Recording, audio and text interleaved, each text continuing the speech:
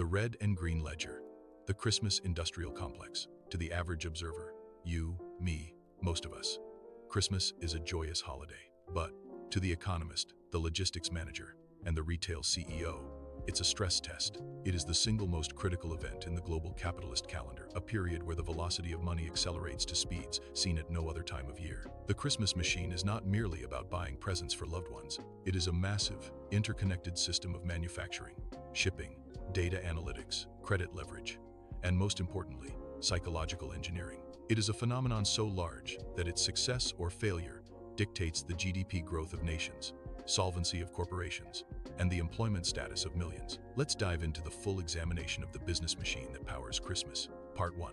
The historical construction of the machine. Like any other construction project, the machine was not built in a day. The version of Christmas we consume today is the result of a century of careful commercial optimization. While the religious festival is ancient, the economy of Christmas is a modern invention, engineered during the Industrial Revolution to solve a specific problem: overproduction. The invention of the gift economy. In the early 19th century, factories began producing goods faster than people could naturally consume them. Industrialists needed a mechanism to induce demand. The department store cathedral. In the late 1800s, retailers like Macy's and Selfridges didn't just sell goods. They created destinations. They invented the Christmas window, transforming mere merchandise into theatrical spectacle. This was the birth of window shopping, the commodification of looking. Santa as the ultimate pitchman. The modern image of Santa Claus we know today was created by commercial illustrators, most notably Haddon Sundblom for Coca-Cola in the 1930s. Santa became the perfect secular saint of consumption. He judges you based on behavior, but he rewards you with products. Then we have the monetization of folklore. Consider Rudolph, the red-nosed reindeer. He was not born from ancient myth. He was created by a copywriter at the Montgomery Ward department store in 1939 to save money on coloring books. The character was a marketing asset first, a legend second. Part 2.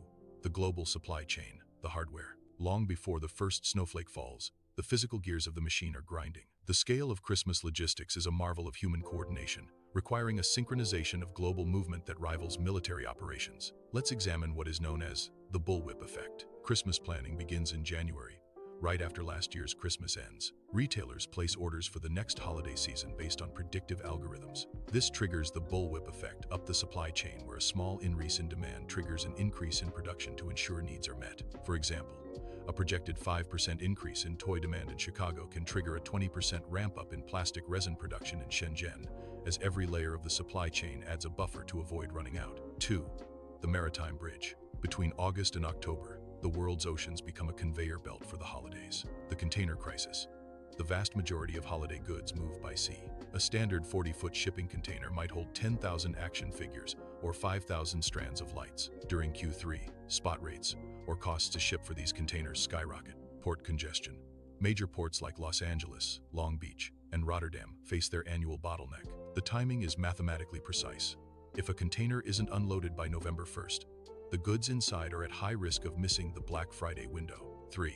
The cold chain, the feast economy. It isn't just plastic that moves, it's protein. The logistics involved of the typical Christmas dinner are staggering. Turkey and ham futures. Farmers have to decide how many turkeys to raise in the spring based on grain prices and anticipated December demand. And because you cannot speed up the biological growth of a turkey, the supply is inelastic. If demand spikes in November, prices soar because no new supply can be created in time. Then we have the alcohol spike.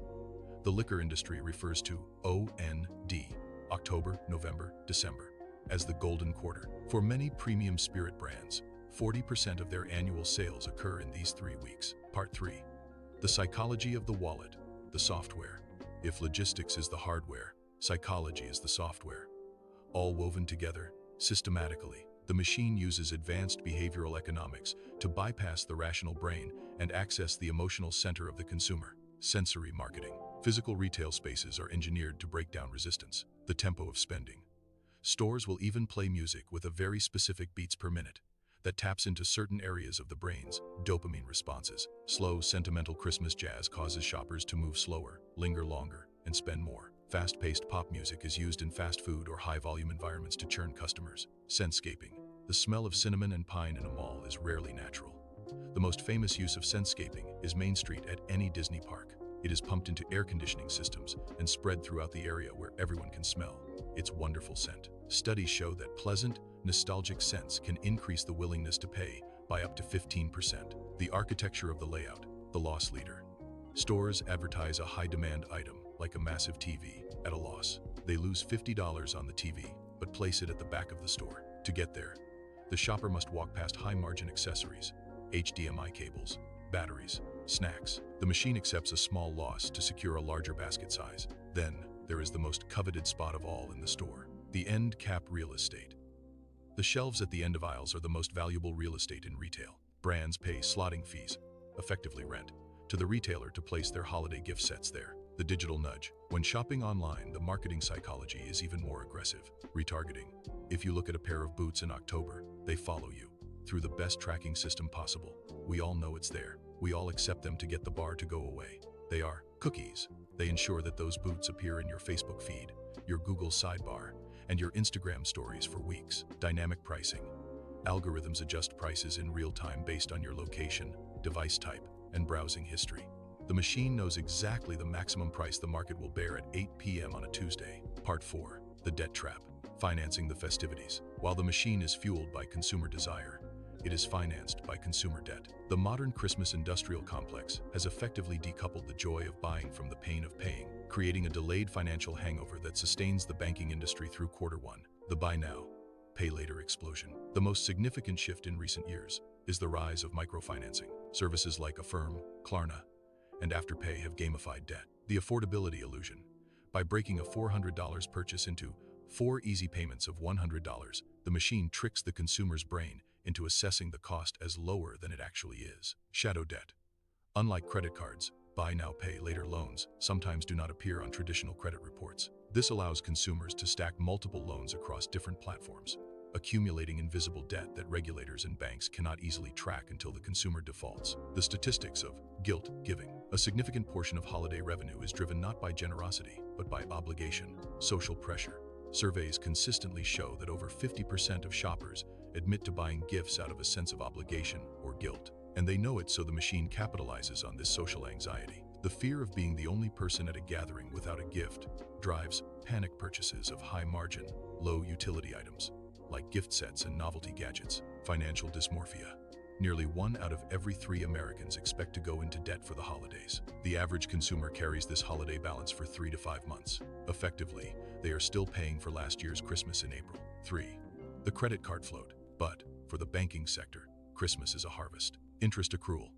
As shoppers max out their cards in December, they trigger interest payments that begin in January. With interest rates hovering near record highs, the real cost of a Christmas gift purchased on credit can be 20–30% higher than the sticker price by the time it is paid off. The 0% APR trap. Many big-ticket items, electronics, furniture, are sold with 0% financing for 12 months. The machine knows that a statistically significant percentage of buyers will fail to pay off the principal in time, triggering retroactive interest on the entire original amount. The financial instruments. The machine does not just move goods, it moves money. The financial engineering behind Christmas is as complex as the logistical one. The gift card float. Gift cards are a financial miracle for retailers. Interest-free loans. When you buy a $50 gift card in December, you are giving the retailer an interest-free loan. They have the cash now. You might not redeem the goods for months. Breakage. This is the industry term for gift card balances that are never spent. Billions of dollars in gift card balances go unredeemed every year. To a retailer, breakage is 100% pure profit, with 0 cost of goods sold. Seasonal credit securitization. The season runs on debt. Credit card processors process thousands of transactions per second. This debt is packaged, securitized, and sold on financial markets. The labor market surge. The machine requires human fuel. The labor market undergoes a violent transformation in Q4. The warehouse wars. Amazon, Walmart, and FedEx engage in a bidding war for temporary labor. Wages for warehouse pickers often jump in Q4. These workers are the human robots of the machine, walking up to 15 miles a day in fulfillment centers to ensure prime delivery promises are kept. The gig economy. The rise of DoorDash, Uber Eats, and Instacart has added a new layer. As people host parties and refuse to cook, the demand for gig labor spikes. This creates a surge pricing economy, where the convenience of the wealthy is serviced by the precarious labor of the gig worker. The aftermath. Reverse logistics. Newton's third law applies to retail. For every action, purchase, there is an equal and opposite reaction, return. The returns tsunami. January 2nd is often called National Returns Day. UPS expects to handle millions of return packages in the first week of January. The depreciation problem.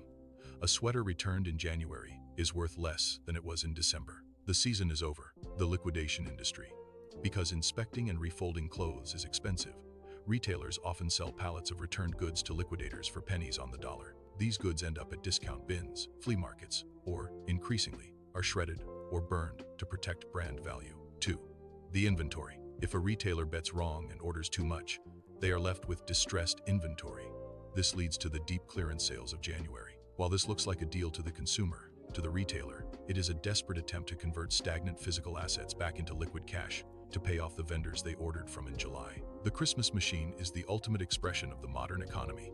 It is efficient, ruthless, innovative, and wasteful all at once. It connects the plastic molder in Yiwu to the truck driver in Ohio, the banker in Manhattan to the parent in the suburbs. It requires us to believe in magic for exactly 4 weeks so that the ledgers can balance for the other 48. When the wrapping paper is torn off and the tree is dragged to the curb, the machine does not stop. The data collected from this Christmas is already being fed into the models for the next one. The purchase orders for next December are being drafted right now. The machine has you in its grasp, and there is no escape.